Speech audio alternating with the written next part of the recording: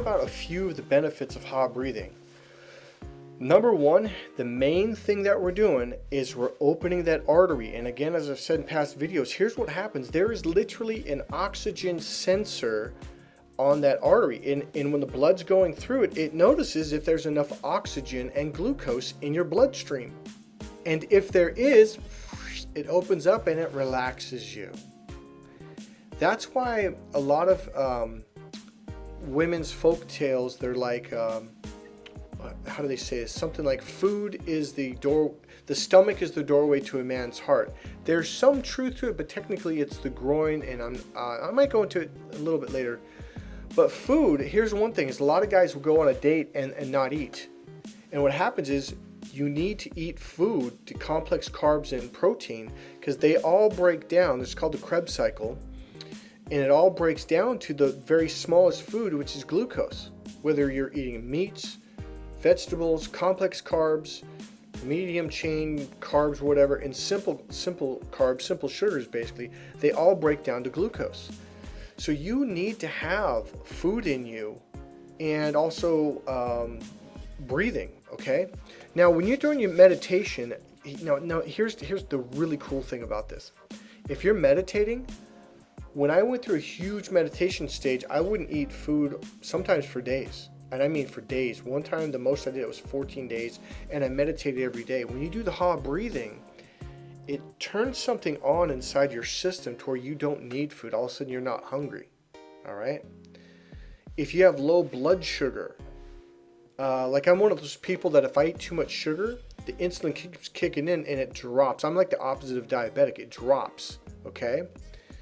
So I noticed that if I do this Ha breathing, I don't have that effect. It releases, okay, Ha breathing, here's what it does. Here's another beneficial effect. It releases the water that's being retained in your system, whether it's in your fat cells, in your gut, in your intestines, in your body. A lot of people, when they do this, will say, man, I go to the bathroom a lot more now. It's like, yeah, because all that water that you're retaining, it's like it's being retained out of stress, out of restriction. It's like a muscle that hasn't relaxed. And when you do Ha breathing, all your muscles relax and it starts to go out of you, okay? It's a very cleansing thing for you. All that old water is being released. So, let me think of another benefit. I mean, it benefits everywhere. It's like I've said in the past. I remember the first time I had to speak, wanted to speak at Hewlett-Packard, I was terrified. And I'm like, fuck, I was kind of panicked, like, shit, where'd all my relaxation go? So I made myself do Ha breathing before I went there. When I got there, when I was in the car, I was doing the deep breathing technique. When I got there, I did some deep breathing technique. When I walked in, I said, hey, is there a room I can, kind of gather my thoughts? So I did Ha breathing again for about another 10 minutes. And I was totally relaxed. I walked right in. No big deal. Now, here's the discipline of Ha breathing. You really want to get good at meditation? You want to get good at consciousness? You want to get really good at manifesting? Here's the deal. It is a discipline.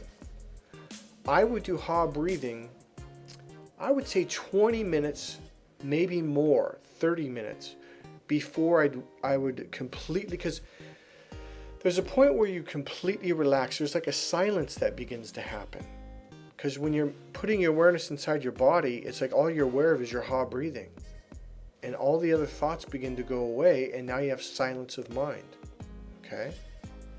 And once you get to that point, then you can meditate. And then I would meditate for an hour, hour and a half, depending on whether it was a weekend or not. I would meditate for hours, okay? So Ha breathing is the key to open the doorway to meditation, manifestation, and consciousness. Without it, yeah, you're gonna struggle, okay? So here's the deal. You're probably not going to be able to do it the first time. In fact, the first time you do Ha breathing, you're probably going to get lightheaded for the first 2 or 3 times, maybe even 4. If you get lightheaded, just stop doing it. And then maybe do it a little bit later. Do it the next day. Get lightheaded, stop doing it. But after a while, your body gets used to it, and then you can Ha breathe for 5, 10, 15, 20 minutes, okay? The goal really isn't a matter of how long can you do Ha breathing. The goal is really getting to that place where you're just completely, just like at total clarity and peace with zero thoughts. Once you get to that place, you know you've done it right, okay? Or you've done it long enough. that's a short video. That's all I wanted to say for now. This is Mike Colleen at MikeColleen.com. If you want to find out more, click subscribe, buy my book, Crack the Female Code, and go to my website, MikeColleen.com. See you guys soon.